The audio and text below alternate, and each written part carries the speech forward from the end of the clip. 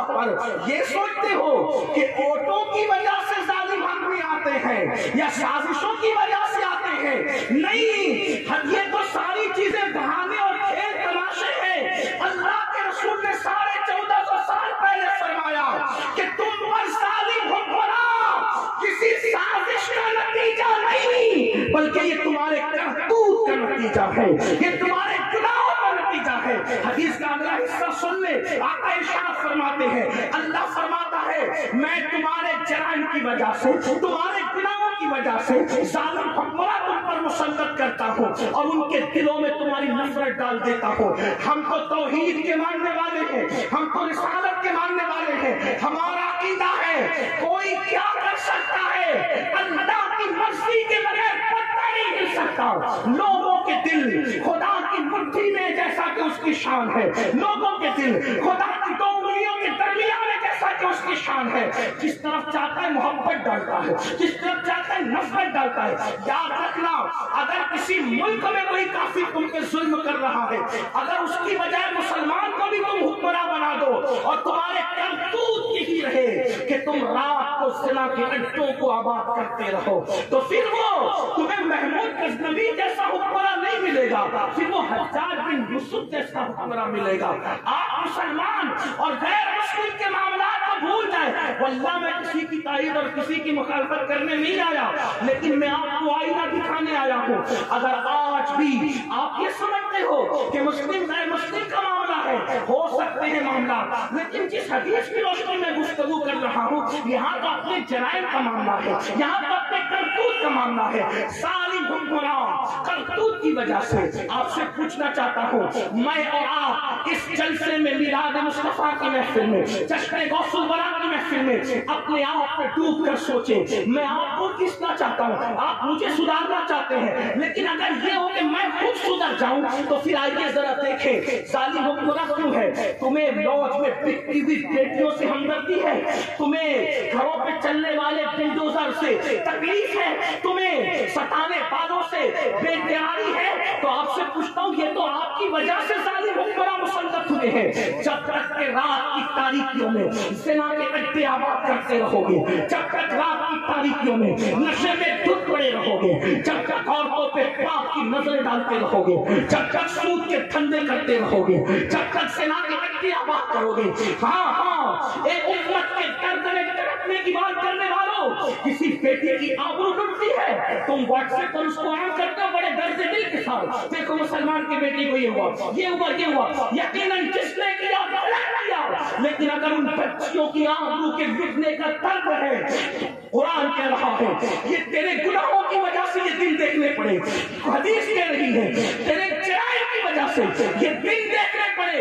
کانوں میں year phone لگا کے گانے سننے والوں، نرم نرم گدوں پہ لیٹ کر کے زنا کے مناظر دیکھنے والوں، بھنگ کھانے والوں، چرس پینے والوں، اللہ اکبر، ہیروئن یوز کرنے والوں، ڈرگ یوز کرنے والوں، آپ سے پوچھتا ہوں وہ کون سا گناہ ہے جو مسلم چرانوں میں موجود نہیں ہے؟ وہ کون سے جرائم ہیں جو مسلم امہ میں موجود نہیں ہے؟ حالات یہ ہیں، اللہ اکبر، مسجدیں ویران ہو چکی ہے، مسجدیں مرثیہ خواہ ہے، مسجدوں کی چٹائیوں پر دھول پڑی ہوئی ہے، جمعہ کی نماز میں خطبے سے پہلے آتے ہیں، 2 رکعت پڑھ کے بھاگ جاتے ہیں، بڑی معذرت کے ساتھ جلسے میں ہزاروں کی تعداد میں تمہاری شرکت میرے کلیجے کو ٹھنڈک نہیں پہنچاتا۔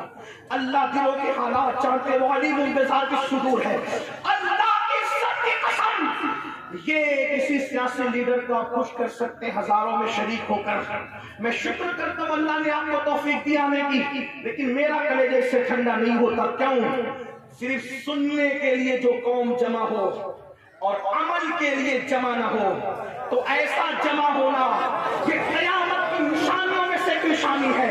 اس دن میرا کلیجہ ٹھنڈا ہوگا، جیسے جلسوں کے لیے جذبات ہے ویسے فجر کی نماز کے لیے بھی جذبات ہے۔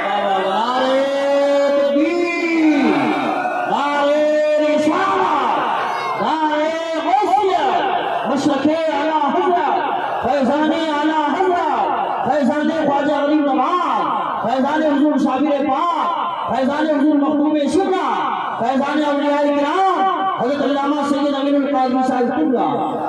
سروں کا سمندر سیاسی جلسوں میں دیکھا جاتا ہے، مذہبی جلسوں میں سر نہیں بلکہ دل دیکھے جاتے ہیں. ہمیں حسین پاک نے بتایا ہمیں 22,000 منافقوں کی ضرورت نہیں ہے، ہمیں 72 مصطفیٰ کے وفادار رسول علیہ السلام نے فرمایا قریب قیامت کی نشانیوں میں سے ایک نشانی ہے، لوگ دین کی باتیں سنیں گے کریں گے رسمی طور پہ، اس پر عمل نہیں کریں گے. کہیں وہ دور تو نہیں آ گیا؟ مسجدوں کو سوچو تو صحیح، مسجدیں ویران، مسجد کی چٹائیوں پہ گرد و غبار. کتنی سادگی سے میرا جوان کہتا ہے مولانا نماز کے لیے ٹائم نہیں ملتا. کس نے کہہ دیا ٹائم ملے تو نماز پڑھنا ہے؟ آؤ ایک حدیث آپ کی خدمت میں پیش کروں اور اس میں تشریح اعلیٰ حضرت کے والد امام المتکلمین علامہ نقی علی خان کی پیش کروں. ذرا توجہ سے سننا. امام المتکلمین لکھتے ہیں، حدیث تو آپ نے سنی ہوگی لیکن تشریح تھوڑا سا اس پہ توجہ کرنا.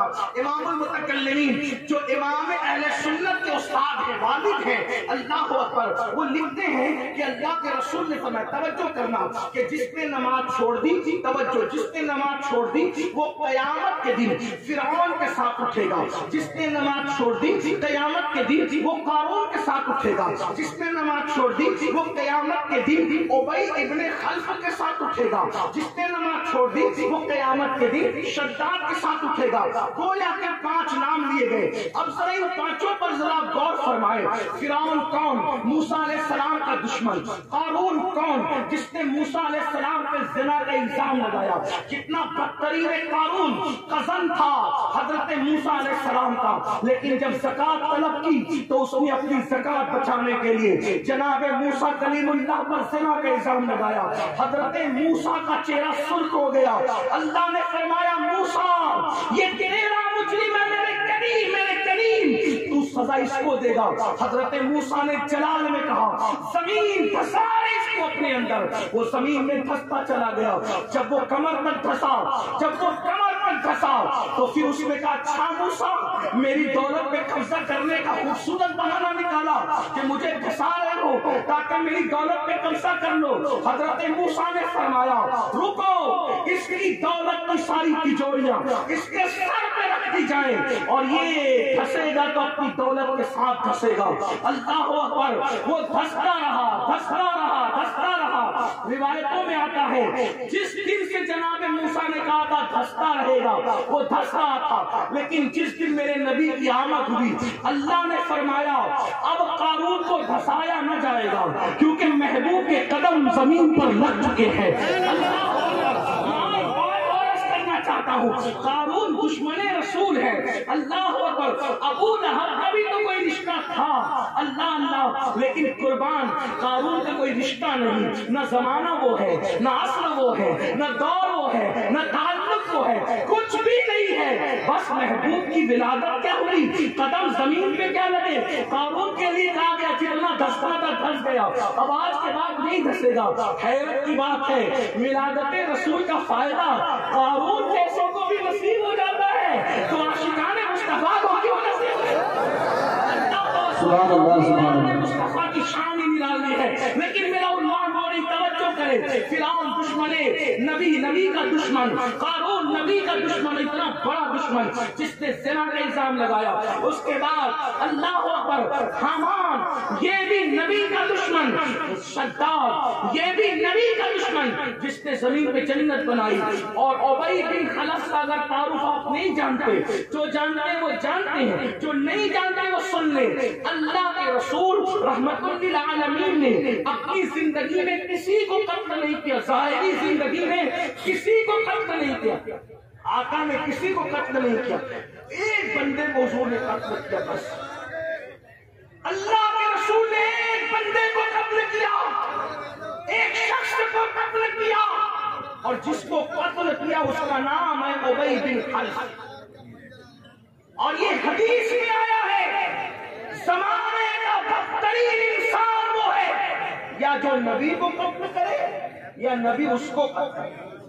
آپ مجھے بتائیں وہ رحمت للعالمین دندات شہید کرنے والوں کو دعا دیتے ہیں، زمین پہ ڈھکیل دینے والوں کو، گھٹنوں کو پھوڑ دینے والوں کو دعا دیتے ہیں، پنڈلیوں پہ پتھر مارنے والوں کو دعا دیتے ہیں۔ حضور نے جس کو قتل کیا ہوگا، اب قتل بھی شان رحمت للعالمین سے ہی کیا، حضور نے کوئی اس کو تلوار نہیں اٹھائی، اس کے ٹکڑے نہیں کیے، گردن نہیں کاٹی، کیا کیا؟ اپنا نیزہ لیا اور نیزہ لے کے اس کو صرف چبا دیا، تو پورے میدان میں وہ تھرکتا پھرتا تھا، تڑپتا تھا۔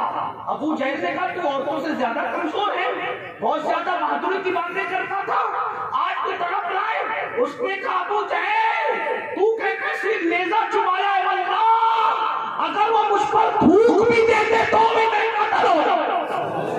حضور علیہ السلام نے جس کو قتل کیا وہ ابی بن خلف ہے۔ اب میری قوم کے جوانوں، عشق مصطفیٰ کے دعوے داروں، کلمہ پڑھنے کا دعویٰ کرنے والوں، اللہ کے رسول کی کا فرمان جس پر تمام مکاتب فکر کے لوگوں کا اتفاق کہ بے نمازی فرعون کے ساتھ قیامت میں اٹھے گا، حامان کے ساتھ اٹھے گا، قارون کے ساتھ اٹھے گا، شداد کے ساتھ اٹھے گا، ابی بن خلف، یعنی 5 کے 5 نبی کے دشمن۔ اب امام المتکلمین بتا رہے ہیں، فرماتے ہیں قیامت کے دن بے نمازی دشمنان رسول، گستاخان رسول کے ساتھ اٹھے گا۔ اس سے پتا چلا کہ اشارت النص کے حوالے سے یہ بات کہی جا رہی ہے کہ گویا جو نماز نہیں پڑھتا اس کا شمار نبی کے دشمنوں میں کیا جاتا ہے، جو نماز نہیں پڑھتا اس کا شمار نبی کے دشمنوں میں کیا جاتا ہے۔ آپ سے پوچھنا چاہتا ہوں، جو فرعون کے ساتھ اٹھے گا اس کی جنت کیسی، جو حامان کے ساتھ اٹھے گا اس کی جنت کیسی؟ مسلمانوں تمہیں ڈر نہیں لگتا؟ تم گیم کے لیے اتنا وقت نکال لیتے ہو، فلموں کے لیے اتنا وقت نکال لیتے ہو، بتاؤ تو صحیح، دوستوں کے ساتھ بیٹھتے تو اتنا وقت نکال لیتے ہو، میرے بھائی کیوں 10 منٹ کا ٹائم نماز کے لیے نہیں ملتا؟ کیوں نمازیں کاٹ کرتے ہو؟ خدا کے لیے آپ جانتے ہیں اللہ کے رسول علیہ السلام نے فرمایا جس نے جان بوجھ کر نماز چھوڑ دی قیامت کے دن اس کے ساتھ میرا کوئی وعدہ نہیں ہے، وہ میرے ذمے سے باہر ہو گیا ہے، وہ میرے ذمے سے خارج ہو گیا ہے۔ برادری سے خارج ہونے کا اتنا خیال ہے، رسول اللہ نے اپنے ذمے سے خارج کیا ان کو جو نماز نہیں پڑھتے۔ بڑی معذرت کے ساتھ آج لوگ یہ کہتے ہیں مولانا اتنا نہ ڈراؤ، نماز کوئی ضروری ہے، اللہ غفار ہے، کریم ہے، ستار ہے، وہ تو یوں بھی جنت دے دے گا۔ میں کہتا ہوں میں نماز تیری وجہ سے نہیں سمجھتا، میں تو نماز کربلا کی وجہ سے سمجھتا ہوں۔ اگر نماز اتنی اہم نہ ہوتی تو امام حسین اخیر میں سجدہ نہ کرتے، امام علی مقام سجدہ کر رہے۔ اور اس کے بعد آپ کو بتاؤں بڑی معذرت کے ساتھ، تعویذ والے لوگ مجھ سے ناراض نہ ہوں، میں تعویذ کا مخالف نہیں ہوں، میرے دادا مرشد کی تو پوری زندگی تعویذ ہی دینے میں گزری ہے، لیکن ایک بات آپ سے کہنا چاہتا ہوں، آپ کون نہیں جانتے، آپ بریلوی شریف کے قریب رہتے ہو، سیدی مفتی اعظم تعویذ کے ذریعے سے سارے معاملات کرتے ہیں، ہم تعویذ کے مخالف نہیں ہیں، لیکن ایک بات کہتا ہوں لوگ بے چینی کا علاج تعویذات سے کرنا چاہتے ہیں۔ آپ سے پوچھتا ہوں یاد رکھنا، نماز نہیں پڑھو گے کوئی تعویذ تمہیں کام نہیں آئے گا، تمہاری مصیبتیں بڑھتی جائے گی۔ اگر کوئی کہتا ہے تعویذات مصیبتوں کا حل ہے، واللہ ہرگز نہیں، سحر جادو کا مقابلہ تعویذات سے ہو سکتا ہے، اللہ کا ذات تعویذات سے نہیں ٹالا جا سکتا۔